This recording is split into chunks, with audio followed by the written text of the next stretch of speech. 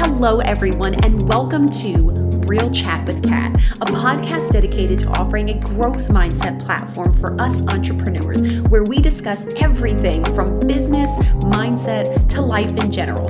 I'm your host, Catherine Polsinelli, a business organizing powerhouse, personal development strategist, and owner of Agent Services Plus, a company focused on helping entrepreneurs just like you build, grow, and be courageous in their business. I'm so excited to have you with us today, so grab a cup of coffee or your favorite beverage and get ready to have some amazing conversations and fantastic takeaways. Let's jump right in. So I have Coti Brown with me today. Welcome. So nice to meet you. Tell us a little bit about your business and what kind of got you here. Yeah, well, thanks so much for having me on today. I appreciate it. I'm excited to be here. Yeah. So I run a company called Impact Agents. We're actually brokered through EXP, and we have a traditional team here locally in Michigan. And then we also have a nationwide organization, community, I would say, of agents that we sponsor and mentor and coach. Along with that, we have a title company that we own. We have a content online university that we own. So we dabble in a couple different areas of real estate. Wow. Okay. So you got to tell me a little bit about this. What got you in the niche of not just building a team, but deciding to go to the title company side and the content creation? Well, oh my gosh. So very, very long journey to get there. I mean, honestly, a lot of the things we're doing today, you would ask me 4 years ago, will you own a title company? I would have said no. Like, will you own a, Airbnb? No. Like all the things we're doing today, I would have said no to 4 years ago. We haven't been in this industry, my husband and I, that long.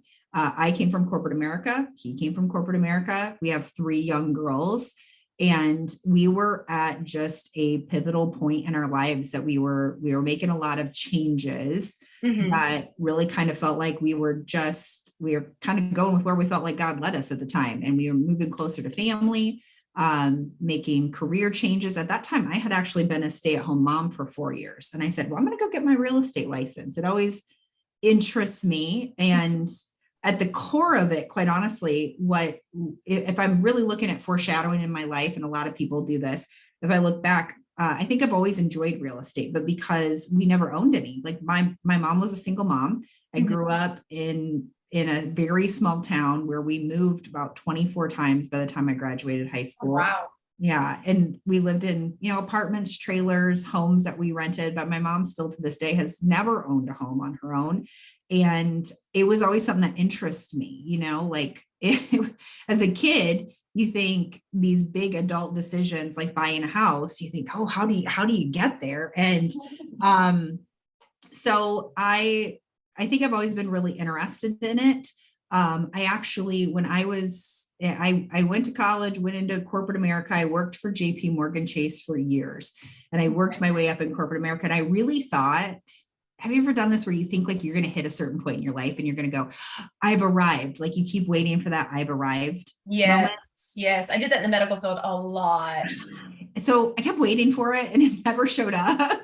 I thought, I moved from a banker to a manager to an advisor to sales trainer. And then here I was like at the pinnacle of my career there. I was the head of all of their national sales training and marketing. So I'm over 5,300 branches. You would think I would be like, oh my gosh, I've arrived, right?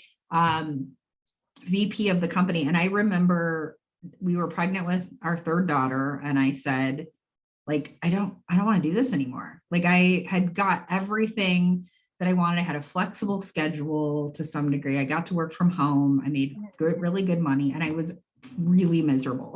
And so that's when I just kind of took a break. I stayed home with our girls for 4 years, and real estate just kind of kept coming back, where I was like, this is something that has always interested me. I should check it out. So that's kind of the nuts and bolts of how we started. And honestly, how we got where we are at today, with owning different lines of business and stuff, was just surrounding ourselves by the right people. There's a lot of people in our industry that are very happy doing solely transactions. And I was for a while. I think my my journey was a little abnormal. My very first year, I did over 50 transactions. And then I've done over 70 transactions every single year since organically. I've grown very fast. We've been very blessed in that manner. But it allowed me to burn out per se a lot quicker, where I'm like, okay, I've done the business that most people do in about 10 years in like 3. And now I'm just tired. And it wasn't even that I disliked transactions anymore, but I wanted a new challenge. I got to a place where I said, I'm really good at this. Like, I'm really good at what I do. I really want to find something else. So I went back into my Rolodex of all the things I said I would never do. I'm like, well, this one looks fun. But yeah, so that's how we kind of evolved into branching out into more of a national brand, partnering with agents all over. I mean, if I'm being honest with myself, I think the moment that I started our brand Impact Agents, I daydreamed about having an agent that wanted to partner with us in like every state and every city, because our core platform is pouring back into the community. And I think that money is such a good motivator, but it doesn't have longevity to it, like impact in people's lives. And don't get me wrong, I've been broke and I've had money, and I much more prefer having money. I'm not allergic to it. But in our business, if you're only motivated by money, you will be very sad and very lonely many times. And so our core cornerstone of our business is really figuring out what sets your soul on fire, and like, what can you do to have the synergy between that thing you love and real estate and the people you serve. And then you can have a very lucrative business, really enjoying what you get to do. I love that. And that's something that you hear several people talk about, but I don't feel like it's talked about enough across the real estate industry or just entrepreneurs in general. For people that want to get out of the corporate world, is finding that niche, right? I think so often we, especially in real estate, right, we do like what everybody normally does, which is transactions, right? And then same thing in your entrepreneurial world. Everybody's like, oh, I'm going to do this one thing, but it's such a huge category. Instead of subcategorizing it down to what you actually enjoy. I mean, I did the same thing when I got into real estate. I was like, oh, I'm going to do transactions. I'm going to love this. And then I was like, no, but what I did, figure out was that I enjoyed helping other agents grow in their business and watching other people get to take off, because I can see things that, a lot of people that are fantastic relationship building people just don't focus on that side, right? The organization side and the building of systems and stuff like that. So, and that's where I thrive. And to me, it's also easy, but I enjoy it because, like you said, it's a challenge, and it's a constant challenge for me, right? Because every person is different. And I feel like once you get into real estate, and for some people it's not, right, they still enjoy it, but you kind of, for some people, you get tired of the same challenge. It's just on a kind of a different, slightly different level, depending on your client and the person on the other side and the builder or whatever the case may be. So the thing you just said, I think, is so key for so many people that are looking to get in this industry, or maybe they're looking to branch off on their own kind of thing, that we make the mistake. We all do it. I did it. You said you did it. Like, we make the mistake when we start going out on our own, that we're like, we have a megaphone and we want to tell everybody about our business. We think everybody is our client. And that's the biggest mistake that you can make. You really have to go small in order to go big. And there are plenty of people out there that will love and seek out your specific niche of your business. I mean, I know an agent that, like, very specifically is in a town that's not like a booming metropolis, right? And her very, very specific niche is single moms buying homes, right? Like, that's a pretty specific niche. And she does fantastic. But we make the mistake when we're starting a business that we think, well, I'll just take anything. I just need to take anything. And it can work for a little while like that, but it really doesn't serve you, and it doesn't serve your long-term purpose to just take anyone. You'll be miserable. You really won't find what you're good at. You won't enjoy a lot of the times the people you work with. And so really building out, I would say, like, the avatar, like your ideal client, your ideal, tribe that you want to work with, it's critical when you get started. And I think the other thing that you said there is that so many people forget is that you can do so much with a real estate license. That I think it's just transaction, but there's so much that you can do with it.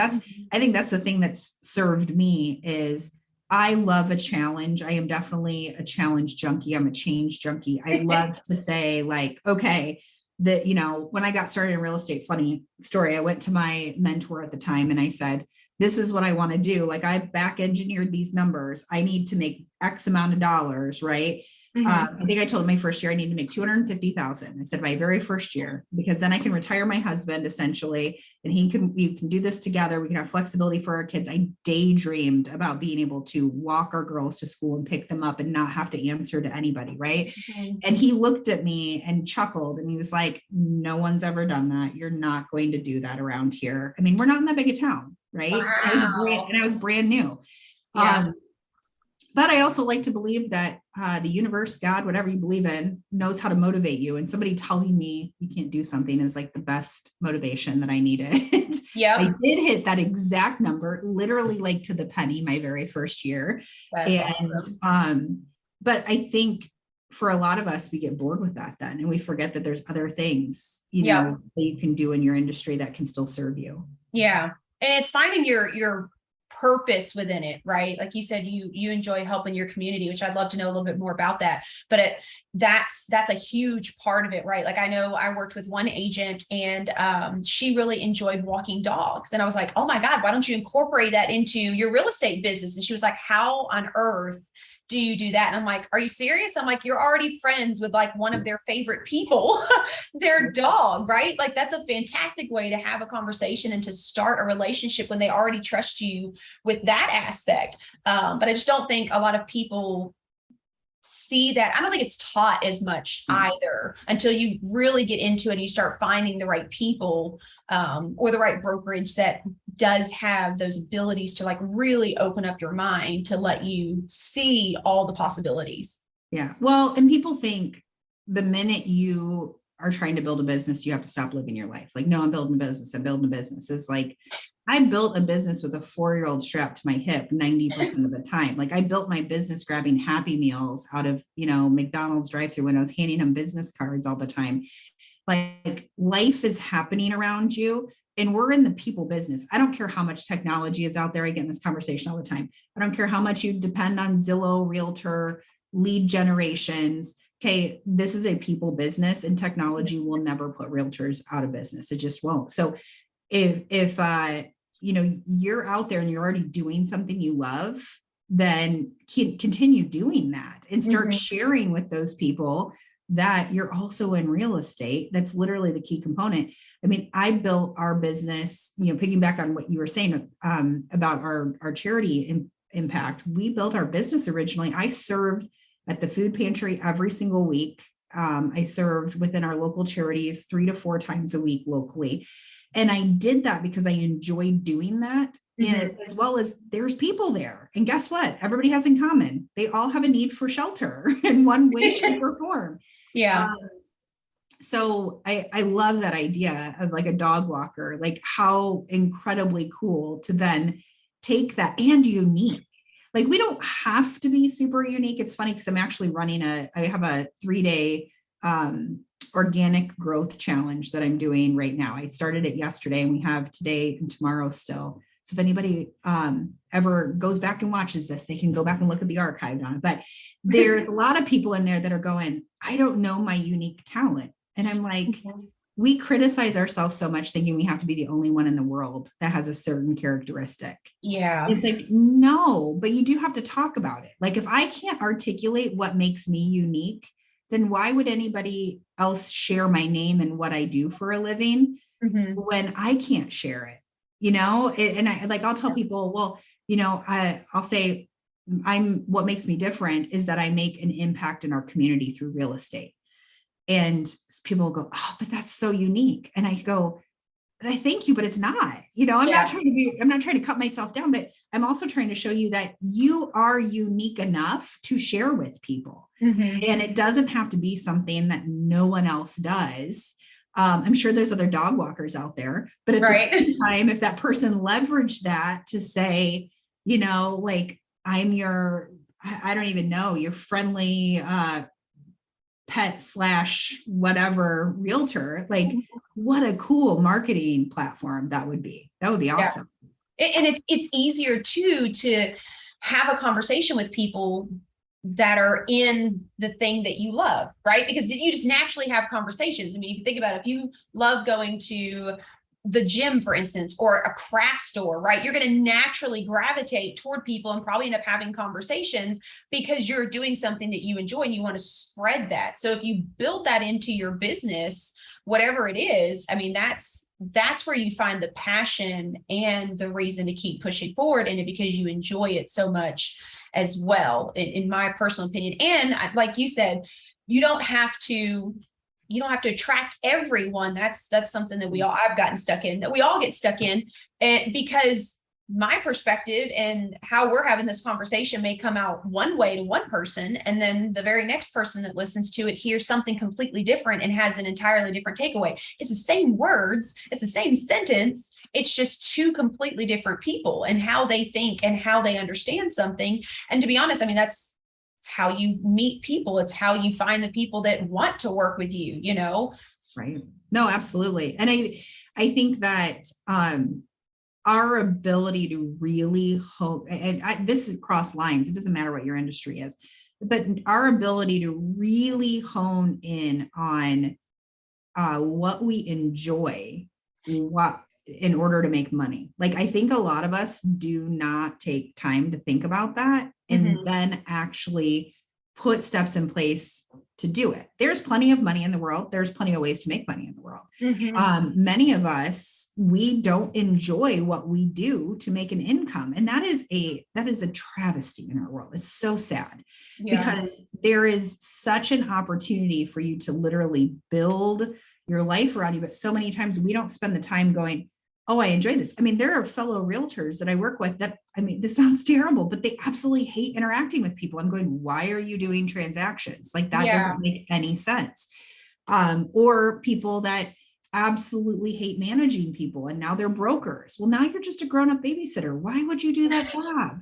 You know, there's way too many options. And I think that the more you actually spend the time, but I think this is adulthood. Like, this is your trial membership of adulthood, where we don't have enough time in the day, right? And then we don't figure out what truly sets our soul on fire. And so we get stuck in a rut and we exchange our time doing things that we don't like for money versus investing our time doing things we love for a great income. Yeah, so true. And I don't think that we're taught that at a young age either. So for a lot of us, unfortunately, it's ingrained in us that money doesn't grow on trees. If you want to get somewhere, you've got to bust your ass in order to get there. Like, we are taught that in order to do anything that we would actually want to do or would make us happy, we have to die. We have to work our tails off and not live life and not do anything in order to get there. When in reality, if you really could focus on the things that you enjoy and figure out a way to incorporate that, it's weird. It's like the floodgates open and like just things flow to you, right? Like the right people and the right atmosphere and what you want to do. Like, all you have to do is embrace that.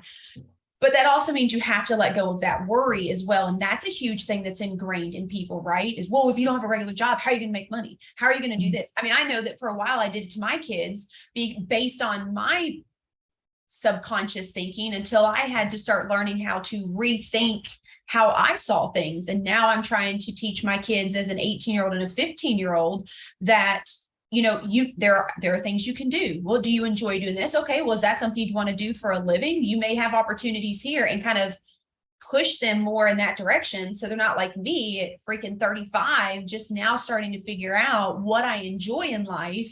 And I wasted all this time basically helping other people build their companies, and it didn't do anything for me. And then they can get rid of you on the drop of a hat, right? Because you're always replaceable. Yeah. I mean, that's that beautiful statement by, I think it's Warren Buffett, right? If you don't build your dream, somebody else can hire you to build theirs. Like, the thing is so funny that we're having this conversation, because I have this conversation constantly. I'm on a soul mission to respectfully pretty much put Zillow out of business, because I don't believe in the paid lead generation. I think that the whole system of paid lead generation is built to, you know, take money from realtors, basically charge them. Then their CRM is utilizing and marketing to their own clients that they put in there. I just don't like the whole system. Mhm. But I have this conversation that's very similar to what you said of like working for someone else and like that trust and that faith you have to have. And so I'm always thinking to myself when somebody says, well, I couldn't go work for myself, or, oh, I can't not have leads. I think you trust somebody else or some other system more than you trust your own work ethic. So I just want to be really clear when we're having this conversation. You're telling me that you have shitty work ethic. Is that what you're telling me? Are you telling me that you don't like to show up for work, that you are lazy? Is that how you describe yourself? Because that's really, quite frankly, that is just the core of entrepreneurship. If at the end of the day, you're willing to do whatever it takes, you should always bet on yourself. Like, I'm not going to bet on a company. If nothing else, the folks that have lived over the last 10 years should look back to 2008, look back what happened with Bear Stearns, look back what happened to so many capital companies that fired thousands of tenured employees, thousands, right? That had no backup plan and now have no retirement and have nothing. Like, I will never ever understand. And I think this is, I always joke with my husband, I always say I was probably really a bad employee my entire life, because I always was just looking for what the next thing was. Like, what's the next promotion? What's the next challenge? What's the next? Yeah. And I think that I always truly just wanted to work for myself. I don't think that I work for other people well. I don't like being told, like, one, what to do, or two, what the, like, kind of the cap on things are, and, or the ceiling. And I think that, to your point, I think it's really a sad thing that our generations, we have so many generations that have been told that's the way to do it. You know, what's really disgusting is I started digging into this with our kids. My husband and I both have private college educations. I was the first person in my family to go to college, literally never used my college degree. How fun is that? Yeah. And then now neither one of us do, right? We run a brokerage. So, but what's interesting to me is here we are only one generation later, and we're telling our girls, like, yeah, college is great. If you want to go for a trade, if you want to go for a specific education, otherwise, if you're just like when I went 20 years ago, it was, you were just going to go. Like, you're just going to get a piece of paper. Yep. And I don't agree with that anymore. I think it's such a falsehood that somebody can go at 18 years old and get $100,000 in student loan debt, but we can't go to a bank and get a $10,000 business loan. But what you can do is you can step out on faith in your own work ethic, and you can build something. I mean, we have landscapers that are, making six figures at 18 years old, right? So there's opportunity out there. It's just, you have to be willing to bet on yourself, for sure. And it's scary. I'm not going to lie about that. It's scary, but I would bet on myself and my own work ethic all day long over someone else's. Yeah. So true. And that's, yeah. And you know what? It's funny because I went to college, the same thing, right? Like, when I went, it was, oh, well, if you want a good paying job, right, you have to have the degree behind you, because otherwise nobody will hire you. And then you got the degree, and then it was, oh, well, we can't hire you because you don't have the experience. Well, I got the degree so that you would hire me so I could get the experience. So if you won't give me the experience, how am I supposed to, like, so it was just this, it was horrible, right? And especially getting in the medical field, that's what everyone kept telling me. Well, you need experience. Well, who's going to give it to me then? You guys told me I needed a degree to be able to apply for this. Now I'm applying for it, and you won't even give me a chance so that I can have the experience. So, and I tell my kids the same thing, like, unless it's something that you really want to get into, like my oldest one loves mechanics, I'm like, obviously you need certifications and stuff for that. Fantastic. Like, go do that, but don't do what I did and put yourself in $40-something thousand in debt. And just like you, I don't use my degree now. I was in the medical field, right? And I enjoyed it to a degree until I also learned the back end, and especially in America, how much the doctors make and how much the nurses and their staff are the ones that actually run their business, and they do not get taken care of. Now, I'm sure there are some people out there that are different, but in my personal experience and a lot of people that I talked with, it's the doctor who's got this degree that comes in for 5 minutes, has a conversation, walks right back out, and the nurse comes in and does everything. And yet they are the ones that work their tails off and they don't make anything compared to what they do. And I get, right, people are like, oh, but it's because he went to school. I get that, but there's also a space of respect for the people that uphold your business. And I think as entrepreneurs, we get the chance to be able to do that because we get to choose who we want to work with. And I know, like for me personally, when I start bringing on VAs, I'm going to make sure they're taken care of, because if they're taking care of my business and I get to leverage having more time because of them, I'm going to make sure that they're getting what they need, because if it wasn't for them, I wouldn't be able to run the things that I can. Absolutely. It's so funny that you say that, because it's not very much different when you think about it from almost every single industry, right? So in banking, it would be the same way. It would be like all the bankers and then the manager and the district manager. And then, in real estate, it's similar, right? So typically, I say that with the exception of where we're at with EXP, because quite frankly, we're such an agent focused model that I can give every agent that I sponsor, they can literally make more money than I make. But in traditional world, that's how it is. All the agents are out there, just like the nurses, just like the, and then the broker is the one that you typically never see and is making all of the money. That's what's always funny to me, when people will talk about I have a ton of folks that are friends of mine that get into direct sales or MLMs or whatever. And I have nothing but love for them. One, if you don't do your homework, you'll know that they have more six-figure earners than any other industry every single year. More women make great money in them. I was actually in a network sales when I stayed home with our girls for a short period of time, and I loved it. And within 6 months, I was making 10 grand, month after month, staying home with our babies, so I got nothing but love for direct sales. The funniest thing to me, though, is everything you just mentioned about healthcare, everything I know about real estate in its traditional form, it looks identical to what everybody constantly talks about being a pyramid scheme. And I'm just always like, no, I literally had one of those in corporate America. Like, I was never going to make more money than my boss in corporate America. Like, that is a thing, like legit. Yeah. And at least I had the opportunity when you're in some kind of, entrepreneur employment status where you can make more than those around you a lot of times, the way the structures are. So, and you're like, to your point, if you're hiring support folks, you're able to actually take care of them versus feel like, the doctor gets all the glorification while the nurses do all the grunt work. Yeah.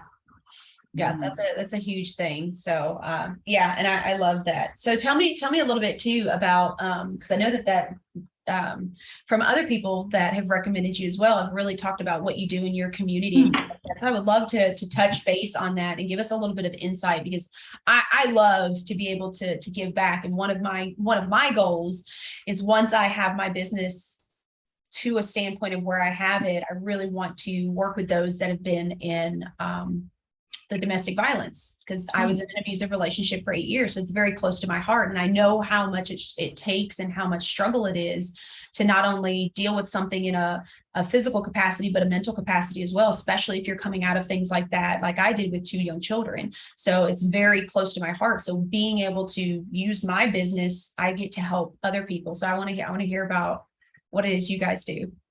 Well, I love you sharing that. And what an amazing opportunity going forward for you to be able to leverage that. I think that's probably how mine started. Again, I think that my journey to get here was a long journey, but it started off with just wanting to be part of some of these local charities.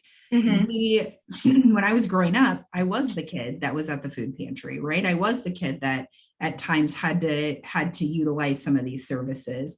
And so that always stayed near and dear to me, because I can remember the look on some of those people's faces and how nice they were and how grateful I was as a kid.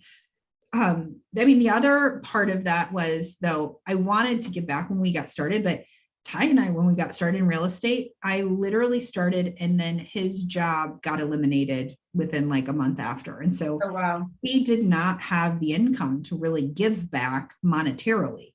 we gave back with time, which the funny part of this journey now, years later, is now we have the opposite problem where we don't have as much time to give. And quite frankly, out of the two, nonprofits, charities, they need both to run. But I will tell you, hands on deck and time is probably their biggest commodity. Every single charity we work with knows more about the time that we've showed up for them versus the money we've given them. But it was always something near and dear to my heart to want to be there because I was that kid. And two, I was just telling an agent that was in here, I said, I'm not going to lie and say every time I'm just like pumped up, super excited to go do all the things with all of the charities, because it's just human nature. But sometimes it's like the gym, it's like, oh, I don't want to go. But by the time I'm done, I'm always my cup is so full. I'm so happy that I spent, whether it's that 30 minutes or that 2 hours, do whatever it is, that you just feel so much better. Now, on my business side of my head, because again, I was in sales and marketing for years, like at the end of the day, this is just smart business. It just is, because I'm already out in the community and we keep ours very localized. So everything we do is to our local communities around us. That's where people live. That's where people are buying and selling houses. From a business standpoint, it's a no-brainer. Why would I not want to find opportunities to be out rubbing elbows with people in my community? Duh, like, right? But the other piece of it is, in our world, the number one challenge of every realtor is to become known. Right? Everybody knows a realtor. They're a dime a dozen. The good ones aren't, though, they're rare diamonds. But every single realtor, their biggest challenge is to not be an undercover agent. I think many of us get a real estate license and we think, okay, now I'm ready for everybody to show up at my door saying they need to buy and sell a house. And that's just not what happens. Yeah. So you have to get out there. Now, there's only two ways for that to happen. They boil down to time or money. Most agents, when they start, they don't have any money. So now it boils down to time. Well, now you only have 24 hours in the day. So how am I going to reach the most masses without burning myself out and actually still having a little bit of time for myself or my family, or to fine tune my skills, right?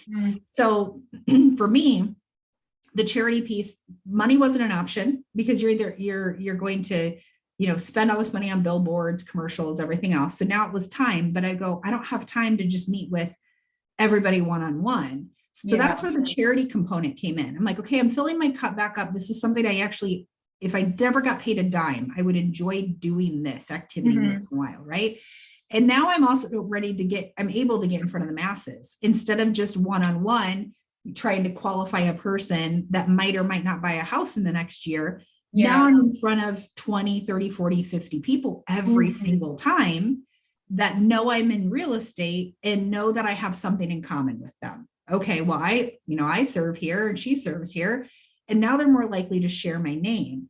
So I constantly said as I coach and mentor agents, I said, your goal isn't to go find buyers and sellers. That's actually the biggest obstacle that I think many agents waste their time on. Your goal is not to go find buyers and sellers. Your goal when you get started is to go find people that will be megaphones for your business, right? Because you go find one buyer, one seller, you're unemployed every time you close. Yeah. Okay, so that's great. That's a short-term high. I don't want that in my business on multiple occasions, because I'm just going to burn myself out, because now I'm always going to have to go find another buyer, another seller. But you have to go find who's going to be a megaphone for your business so that they can repeat the cycle for you over and over and over again. And the only true people that will stay megaphones for you are people that know your impact. They know the kind of person you are. Like, somebody might refer you, one deal, maybe two deals. But like our top 8 clients, I mean, we have people that have referred us 12, 15 clients. Wow. That's the kind of impact that you want. But you don't get that from marketing ads. You don't get that from billboards. You don't get that and you also don't get it from just being part of your community one time. You've got to show up over and over and over and over again. Right. So that was, that is how I really formed Impact Agents from the get-go. Was I looked at the avatar of, okay, who are the people I want to be in front of? I want to be in front of other people that care about our community. I just do. Like, I want that to be a common denominator, people that enjoy our schools, our churches, our nonprofits, the people that, maybe they don't have the money to donate there, but they have the time to donate there. That's my jam. Those are my people. And then I said, okay, how is it the easiest way to get in front of them? Well, it's to be right alongside of them. Right. And then in the beginning, I never told people I was even in real estate. What I did do, and I'm not wearing one today, but I highly recommend I'm not good, like now I am. I'm not good at necessarily talking about myself, but I'm happy to talk about what I do for other people in hopes that it'll bring somebody along with me to do it too. Right. So when I would share with people, I'm in real estate, and what makes me different is that I pour back into the community. I would want to invite them into that conversation. But in the beginning, I just wore a t-shirt everywhere, 24/7. I had like a black one and a red one. Right. And they would say, impact agents on there. So people would say, well, what is that? And it would start a conversation when I was serving at these places. So you can wear your marketing if you're not good at bringing up the conversation. I love that. Yeah. So, I mean, that's really our cornerstone. And still to this day, I'm so fortunate because I said, the market shift and balance that we're going through now, I think it's impacted a lot of agents that have depended on a lot of like the lead sources, and our transaction volume or our transaction is exactly where it was last year. We're actually growing a little bit. And that's the kind of business you have when you build a business off of impact, off of referrals. Yeah. If you build one that's off of lead generation, just like we talked about, you're at the mercy of somebody else versus being being that community-centered person that people see all the time. Yeah, that's so true. I love that. And thank you I love that. And I've heard several people talk about, that they go to their kids' basketball games and stuff like that. And so they always have something on that, because they're involved in it. Why not? Right. Like my oldest one, for the longest time, he would keep cards with him. And if he was talking to teachers, he'd pass cards out. And I was like, yes, it's my little cheerleader. And I think it's fantastic, but it's someone that they know or they're already dealing with already. Right. And I feel like that relationship piece of it is definitely going to get you further than, like you said, just a billboard. I mean, yes, don't get me wrong. I'm sure people that are on billboards get their people, and they unfortunately have to sift through everyone that's actually serious. Right. Versus when you are doing it more in an organic way, you're hitting a lot more people, and it may be a smaller group, but it's people that are going to convert a lot better than just this huge mass of people that either one are not going to convert, or two, you probably don't want to deal with 25% of them anyway. Well, and the other thing is, because I'll have agents that are so blunt with me, and they say, I'm just, I like leads, they're easy. And I'll say, they're not. A lead and a referral are exactly the same. They're just opposite. Both are easy, both are hard. Mm-hmm. A lead is easy to get and hard to convert to a client. A referral is harder to get and so easy to convert to a client. When the minute they call you because they've been referred by somebody, they're your client. They're signing papers, they're working with you. Yeah, no, that makes so much sense. I love that. And I think you can use that across whatever business that you're in, right? I mean, even in my consulting, I don't do ads and things like that. It's been word of mouth and people that see what I can do, and therefore they want to make sure that other people know about it. I really agree with that. So tell us then, I always like to end with a couple of things of positivity. What is one piece of advice or a tip that you would give to somebody in business or personal, doesn't matter, but just something you would like to leave someone with? I always tell folks that ignorance on fire will outperform knowledge on ice, meaning you don't have to know everything to get started, right? Mm-hmm. My first year in real estate is a classic case of this. I did not know everything. I still don't. But you have to go out and you have to perform. There are people, no matter what your industry is, they collect all the information. Well, I have to digest every YouTube video on this. I have to read every book on this. Yep. I have to know, it comes easy for me because I'm not really the super analytical person. But even for my folks that are, like, analysis paralysis kills more dreams than anything I've ever seen. Because the minute you start analyzing, I promise you will get to a place of doubt. Confidence comes by doing. Doubt comes from overanalyzing. Mm-hmm. So you have just got to be that excited ignorance on fire and get out there and start doing in order to get some success under your belt. Yeah, I absolutely love that. And I so agree with that, regardless of what industry that you're in. That is a huge one because you can always learn and everybody has to start somewhere in order to learn. We're not born with the skill, right? Right. So, right. I love that. True. We think we are sometimes. What do you have a phrase or a saying or anything that you positively use impact people or those around you, or something that helps you positively?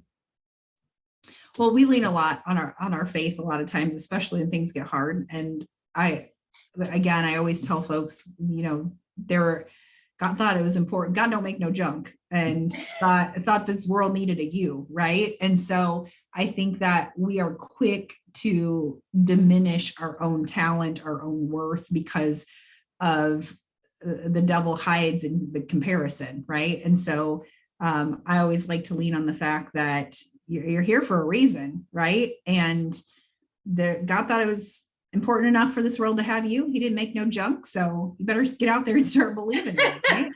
I love that. That is fantastic. I'm going to tell my kids that now. So Coti, where can we find you? Where can people connect with you? So I'm across all of the social platforms, whether it's Facebook, Instagram, on TikTok or LinkedIn as Coti Brown Realtor, and Coti is just COTI. But Instagram is the one place where you will typically get me answering if you message as well. Okay. And there's a whole, basically like a link tree on there if you're wanting to get to know a little bit more about myself or other, different courses and content that we have that you are welcome to. I love that. Thank you so much. And I'll be sure to include it in the show notes as well so everybody can find you. So thank you so much for your time, Coti. I love what you're doing for your community as well, and impacting the agents. And I love that, impact agents. I think that's fantastic. So to anybody else that's out there listening, I hope you guys got some amazing takeaways today. Be sure to connect with Coti, and remember that you're only trying to impact your small circle. It doesn't have to be the entire world, and you can impact so many people by just starting there. So to everybody that's listening, until next time, have a fantastic day.